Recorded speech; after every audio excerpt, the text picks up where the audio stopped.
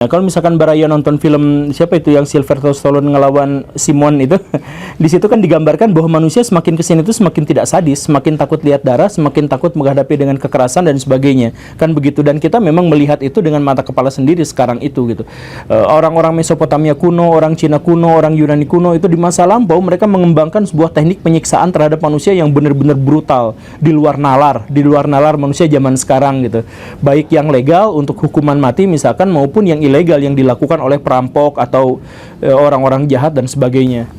Bahkan nggak usah jauh-jauh ke sana, waktu saya kecil saya masih disuguhi oleh buku siksa neraka gitu yang ada orang digergaji dan lain sebagainya gitu. Sekarang kan sudah tidak, yang menunjukkan bahwa kejadian di masa lalu sebenarnya lebih sadis bagaimanapun daripada yang terjadi di zaman sekarang gitu.